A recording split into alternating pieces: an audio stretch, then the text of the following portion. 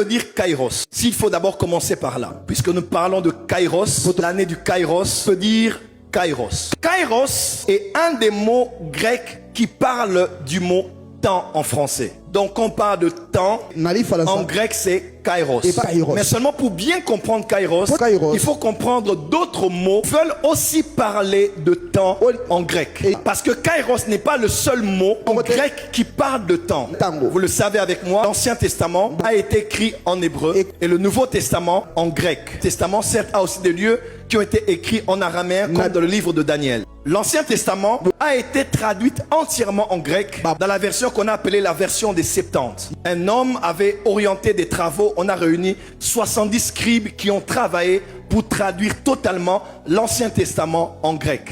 Et c'est la Bible que les premiers disciples de Jésus utilisaient. Parce qu'elle n'avait pas de Nouveau Testament. Même quand l'apôtre Paul dit à Timothée, l'écriture est inspirée de Dieu, toute écriture n'a aucun lien avec le livre de Timothée. Puisque le livre de Timothée ne faisait pas encore partie de ce qu'on appelait le Nouveau Testament. Mais Paul parlait à Timothée des écritures qui constituent ce qu'on appelait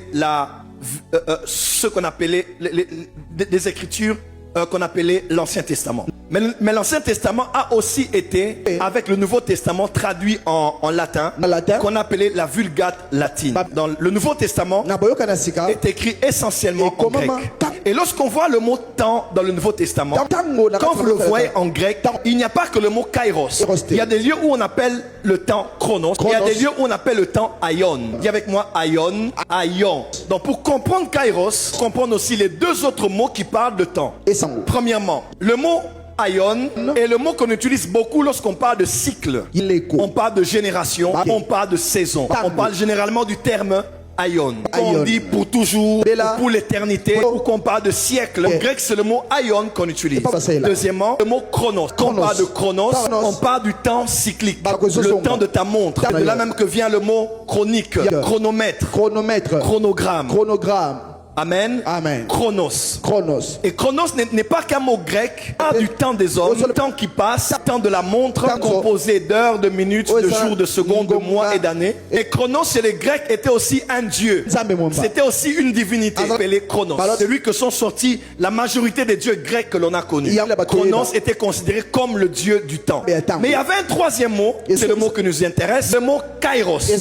Si aion veut dire siècle, génération, perpétuité. Nos veut dire temps des hommes, temps de la montre, passe, le temps qui est mesuré, le temps qui est attaché à Genèse 1 verset 14. Lorsque Dieu a créé les astres pour marquer les temps et les saisons, le grand luminaire présidait au jour et le petit à la nuit.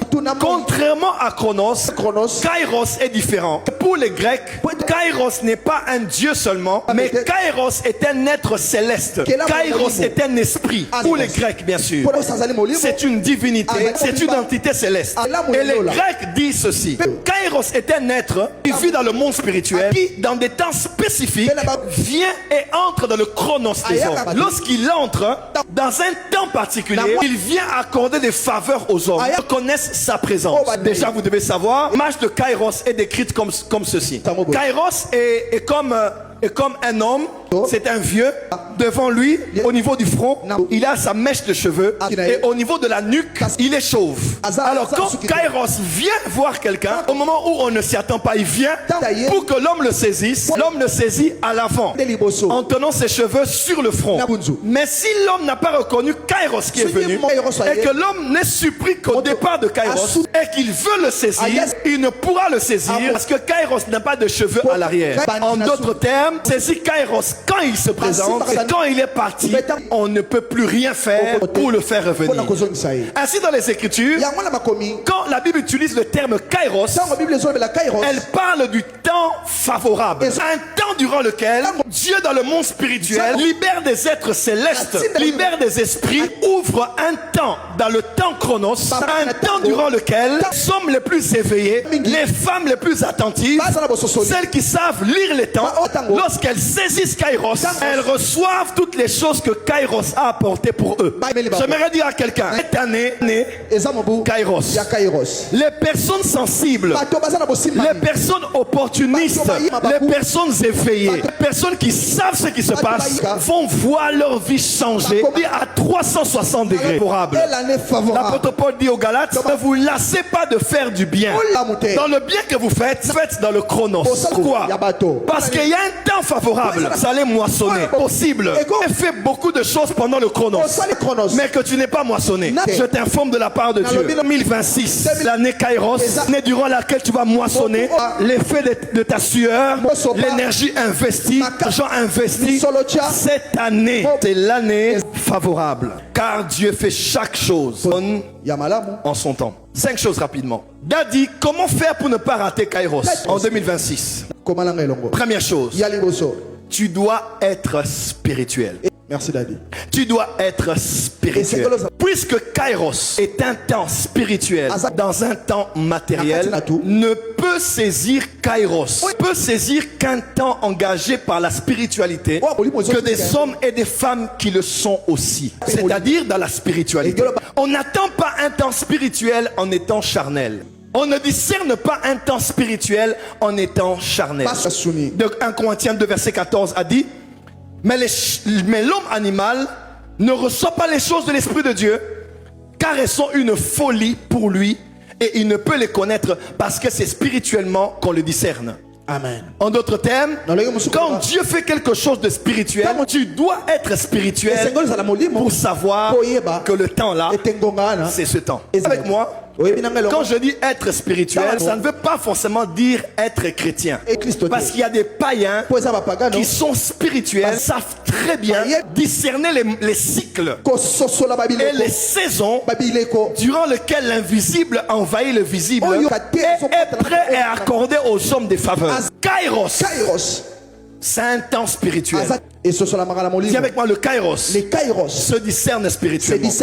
Voilà pourquoi cette année, j'encourage à faire Hanouka. Je t'encourage, jeune, prie, mets en deçà ta chair et laisse ton esprit prendre de l'ascendance. Parce que la saison est particulière. Tu as absolument besoin d'être sensible pour comprendre un temps spirituel. Vous savez, Kairos ne vient pas forcément de manière à paraître clair aux yeux des hommes. Des fois, le Kairos vient de manière voilée. Tu sais, Mardoché apprend qu'on veut tuer les Juifs. Il engage l'autorité d'Esther. Il dit, oh reine, ne pense pas que tu vas échapper si on nous élimine maintenant. Il dit, qui sait si c'est pour un temps comme celui-ci que Dieu t'a fait asseoir près de cet homme. En temps normal, elle ne comprenait pas de quoi il s'agissait. Et elle a dit non, je vais aller voir le roi. Pourtant, on ne pouvait être reçu par le roi que par invitation royale. Elle a dit non, puisque c'est Kairos, même si tout n'est pas favorable, même si on n'a pas invité, pas donné rendez-vous, un homme spirituel n'attend pas que les choses viennent à lui. L'homme spirituel, quand il sent que c'est son temps, il n'attend pas un rendez-vous, il demande un rendez-vous. Il n'attend pas qu'on l'appelle, il passe aussi des coups de fouille. Il n'attend pas qu'on appelle son CV, mène son CV quelque part. Généralement, les opportunités de Dieu ne sont pas toujours comme étant favorables à vue d'œil. C'est quand tu es spirituel que tu te dis, j'irai chez le roi. Mais puisque je dois aller voir le roi et que le Kairos est spirituel, il faut que je jeûne. Elle a jeûné 3 jours. Merci Daddy. Et 3 nuits, elle s'est attendue à Dieu, puisque Kairos, on ne le vit pas charnellement. Lorsqu'elle a vu le roi a changé la donne. Et c'est Aman qui a été tué à la place de Mardoché et des Juifs. Tu dois être spirituel. Tu dois être sensible. Tu arrives dans un bureau, quelqu'un que tu as toujours cherché. Ne cherche pas une photo. Et ne cherche pas toujours le numéro. Parce que quelqu'un peut te donner sa carte et c'est fini. Qui sait si pendant 1 minute et 30 secondes, tu peux persuader cet homme de t'engager. 1 minute et 30 secondes. Ne dis pas, si Dieu veut lui-même, Dieu va toucher. Des fois, Kairos est là. C'est quand on est spirituellement sensible. On se dit, c'est maintenant ou cette année. N'attends pas que les portes s'ouvrent. Va frapper et l'on t'ouvrira. Ça, c'est vrai. Sois spirituel.